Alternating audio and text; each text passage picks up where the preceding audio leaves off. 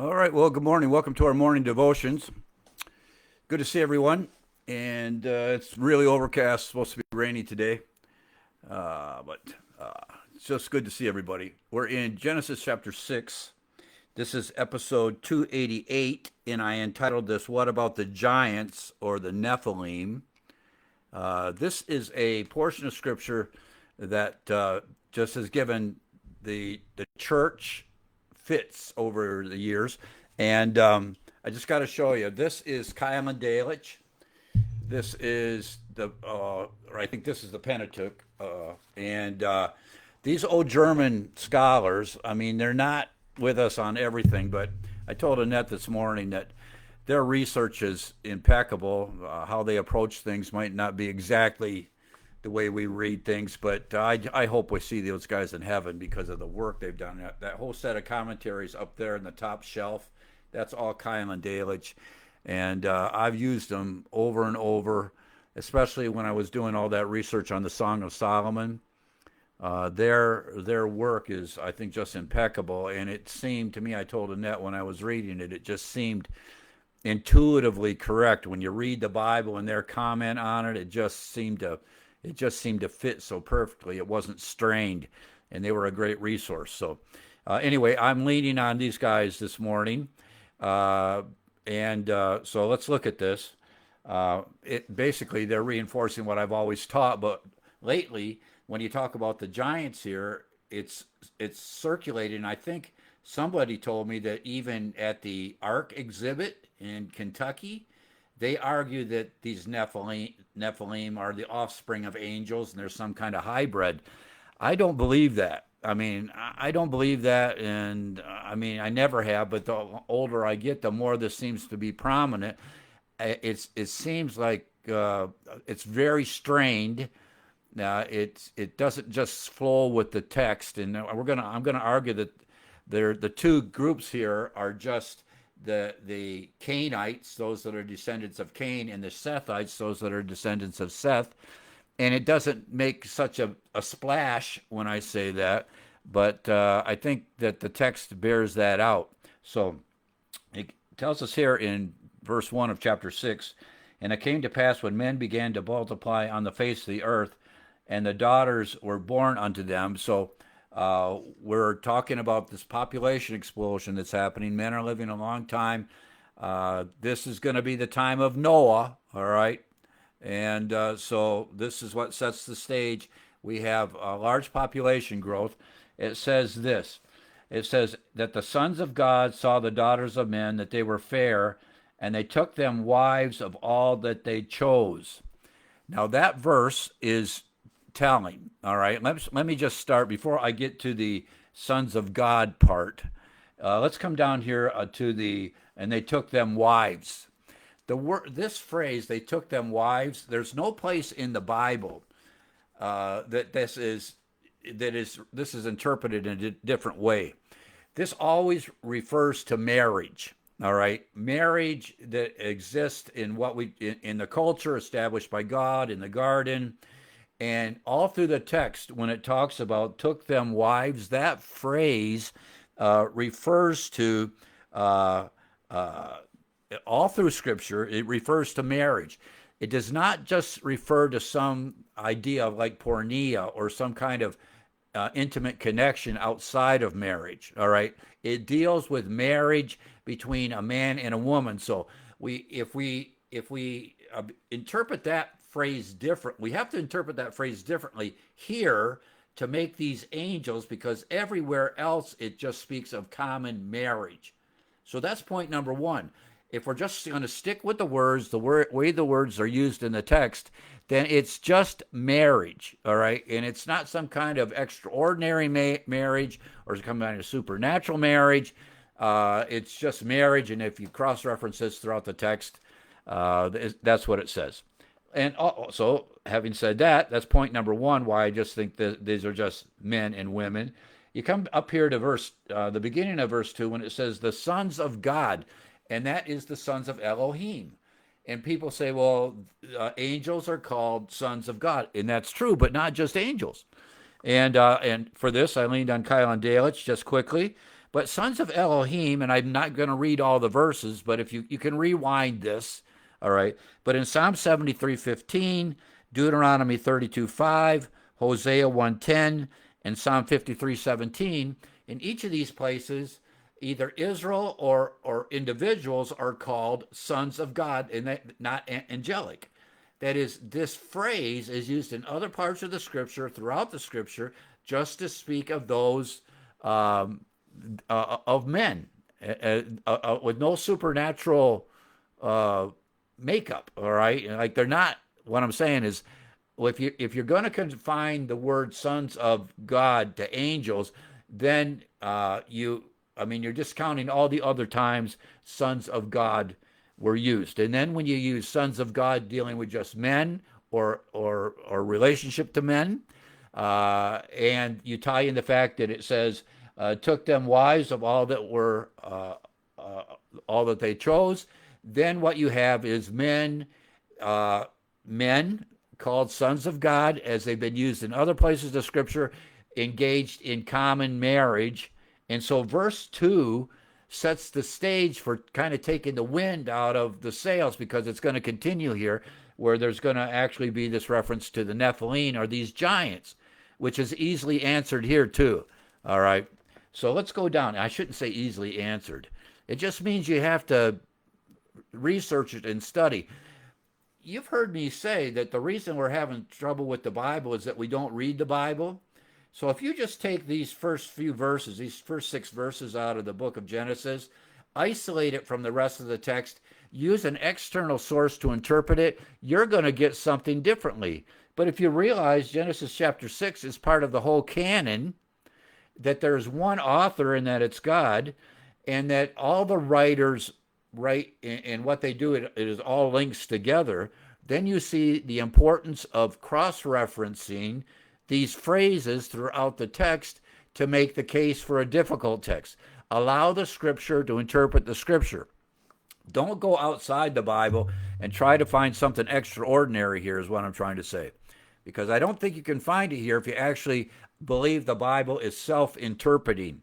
Only if you don't believe the Bible is self-interpreting, you let the Bible interpret the Bible, then you go to an external source that is going to impose a rendering on the text. And all I'm doing is letting the Bible speak about the Bible. All right. So sons of God is used in other places of men, and taken in marriage, took them wives, is just a phrase that's used throughout the text for actual marriage. Okay. That's verse 2. Let's go to verse 3. And then it says this. Now, God is responding to this, because when you read down here, this is when we learn about how corrupt and wicked the earth has made itself at this time. All right. And you have to argue here that the Sethites and the Canaanites are all corrupt. It's all of them. That's the other thing here. There's really no good guys here, is the point, because there's only 8 on the ark. When it talks about what God's going to say in verse 3, although you have the lineage from which Christ is going to come, that lineage is necessary just to get us to Noah, because everybody else is going to be drowned. All right, so the Sethites and the Canaanites are intermarrying, but the result of this is just that the world is just going to Hades. It's just collapsing in its wickedness. And we're not going to hit that this morning, but that's what's happening. So this is verse 3. And the Lord said, my spirit shall not always strive with man. That is, there is a truth here that in this decline, God is still working with men to try to turn them, because I said, and we notice that God is speaking directly to people, and he's still speaking directly to people. I mean, until you get to the law, when he has the priesthood. He speaks to Moses, he speaks to Abraham, Isaac, and Jacob. He wrestles with Jacob. I mean, there's this intimate connection between God and man. All right. So here he says, my spirit, which we saw in verse 1 about the spirit that is on the face of the waters, is in the midst of this corruption, and there is striving going on. That is, there is a concerted effort on the part of God to bring things around through the mechanism that he's used in the past, which would be to speak to people, all right, because there's no written text here. Let me just say that again. There's no Bible. God is dealing immediately with people. He said, and the Lord said, my spirit shall not always strive with man. So he says, I'm not going to keep this up, essentially. It's not going to just go on perpetually. And we know it doesn't go on perpetually because of the flood. He said, for that he also is flesh. All right. And that is, he is temporary. That's the idea, that he's made out of the dirt and he's temporary, yet his days shall be 120 years. And the idea here is not that that's going to be the limit of their age, because we know that's not true. This is how many days, how many years God is going to allow man before he wipes them off the face of the earth. There is a 120 year, so to speak, reprieve. The thing we have to know about God, even in the midst of this wickedness, is we would say 120 years is like, that's a long time. For God, it's not a long time. But we still see his long suffering and his mercy. We see it everywhere. When I say God is slow to pull the trigger, he is. He is long suffering. He waits and waits and waits and waits. And even when we have sin that is beyond repair, there can be no recovering of it. You just have to start over with the flood. He strives with man, still seeking their redemption, so to speak, that they would recover. But he said, they're man, they're cursed, they're only going to be until the flood, which is going to be the end of all mankind except of who's on the ark, is 120 years. So then you have this in verse 4. In verse 4, it says, and there were giants in the earth in those days. Okay? And then you'll know on the Old King James Bible, there's a colon and a conjunction and, or in the Hebrew, it's a vav. So what this says is there's two things going on here. It's not one causes the other. It's one was there and then there's this. So in this time, there are giants in the land. All right. And the word here is Nephilim. And the interpretation of giants is up for scrutiny as well. But we know, without looking it up, that giants, huge men, actually huge men, existed. All right. And we notice, remember when when Joshua and Caleb go into the promised land with the other 10 spies to spy out the land, there's giants in the land. They're the Anakims. There was a time early on that there were giants in the land. They were huge men. They were warriors, all right? The root here, or Luther translate this tyrants, because if you get these huge men and they are wicked, a huge man who is wicked is a tyrant. And that's what we have here. So little is said in this passage in regards to what's happening in the world. But what we have is, one, we have huge men within this context that are tyrants. All right, that is, this is where murder and slaughter and warfare and civil war and everything despicable and every kind of debauchery is taking place, which leads the Bible, Moses, to write under inspiration that every thought of man was evil continually. This is going to contribute to it. So the first thing we have are giants, but these giants are not connected with procreation. Okay, there's giants in the land first. Okay.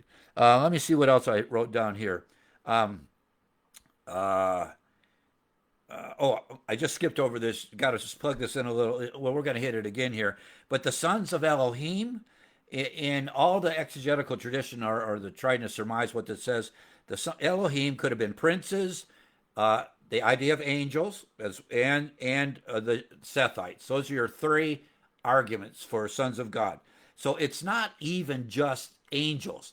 To hit angels is to discount two other possible interpretations. I'm just saying, of these interpretations based on the grammar and the way it's used in the Bible, it's the Sethites. And when it talks about the daughters of men, in the tradition of the church, as we tried to ferret this out, you have people of a lower order, you have mankind generally, just women, or you have Canaanites. That's what you have. Okay. Let's see. Okay, that's good. So let's keep going here. Um, let's keep going on verse 4. And so we have giants in the land, which are just giants, all right? Because there's giants throughout the Bible, and we're not that far. I mean, we're getting hundreds of years away from Adam, but still not very deep into the human race here, about the time of Noah. It said, so there were giants in the land, and also after that, that there's giants in the land, when the sons of God came in unto the daughters of men, so you have the sons of God, he come into the daughters of men, um, and they bear children to them, and the same became as mighty men that were of old, men of renown. And the everybody argues essentially that these men of renown are came in the traditional rendering of the idea of Hebrew of heroes. They were valiant men. They were courageous men. All right, that they had incredible strength and might, and they were able to accomplish amazing things. That's what we have here. So we have giants in the land, and also after that, the sons of God, and the sons of God here, we are arguing are the Sethites. These are the Sethites, and it's interesting here that the Sethites are the ones that are intermarrying with the Canaanites, and it's this is just like Israel did when they intermarried with all the nations that they were of, that they became part of, or and they that was in the law. It's commanded. God commands them not to do that. Only supposed to marry Israelis. Well, here the Sethites, there's no direct command for that at this time because there's no law. But the Sethites find the Canaanite women favorable, and they marry them, and in their kids, and they bear children to them, and the same became mighty men, which were of old, men of renown, or that is, they were men of reputation. I mean, heroes, people that songs that would have been written, and things that would have been said about them. Um, let me just move into the Matthew 24 here a little bit, because in Matthew we have reference to this. Um, it says, uh, but as it was in the days of Noah, so shall it be in the coming of the Son of Man. In the coming, but as the days of Noah were, so shall also the coming of the Son of Man be. That is, this kind of corruption is going to be on the earth when the Lord returns, and that return is at his second coming, the second advent. Um, so, for those that argue that the world is getting better, it's interesting that when the Lord returns, the word is the world is going to be just in ultimate corruption, total corruption, in evil and wickedness. But present in those early days, and I believe one of the reasons the flood was necessary, is you have giants, actual giants. You have intermarriage between the descendants of Seth and the descendants of Cain. Their children were mighty men. Okay, these heroes, they were mighty men. Okay, warriors of old, men of renown, men recognized for their prowess and strength. But you have to add to that. Not only were these men like, I've heard these guys described as like superheroes. All right, I don't want to go that far because they're just natural. It's not some kind of, they weren't bitten by a smite, or had some kind of Iron Man suit on, or like, the Hulk, what is it, gamma rays that turned him into Hulk. That's not it. This is just a result of these men being born. Okay, this is so. Let me just summarize all this. That it's the Sethites and the Canaanites. Marriage is spoken of here the same way it's spoken of everywhere else in the Bible. When we talk about the sons of God, it's not only here the sons of God refer to men, but in all these places I've also mentioned in the scriptures that there were giants in the land at that time. And in addition to that, not only are there giants in that at that time, but you also have the offspring of the Sethites and the Canaanite, the Sethite men and the Canaanite women had these mighty men of valor, or these heroes that were born of them. And I'm not going to get into this as my 20 minutes, but in verse 5 it says, and God saw that the wickedness of man was great in the earth, and that every imagination or the thoughts of his heart was only evil continually. That is where all of this leads. So, what this first portion of Scripture identifies as the characters that are engaged in the play, so to speak, what we have in verse 5 is the plot and the action. So you have giants, you have intermarriage, you have these heroes, these warriors of renown, but those are the actors.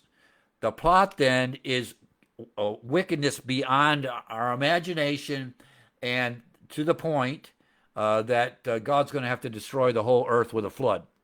That's what's going on here. So these players are wicked, just desperately wicked in what they're doing. It would have been a horrible time to be alive because the common man, if this wasn't you, you would have been at their mercy. All right, and that's what's happening here. It would have been just a horribly despicable time, a horribly despicable time. It also demonstrates that while Noah is building this ark, he must have enjoyed some kind of divine protection or things in the Bible that we're not told of, because this is the so to speak the sphere in which the ark is being built. And we know he's a preacher all during this time. All right, we know he's preaching to this crowd, but this crowd is strong and powerful and extremely wicked. That's the world in which Noah was operating. Okay, there you go. I mean, I probably could have said that clearer, but that's the nuts and bolts of it. All right, so. The Lord bless you. You have a great day. It's Thursday, and I guess that's it. Lord willing, we'll see everybody tomorrow. Okay, we'll see you.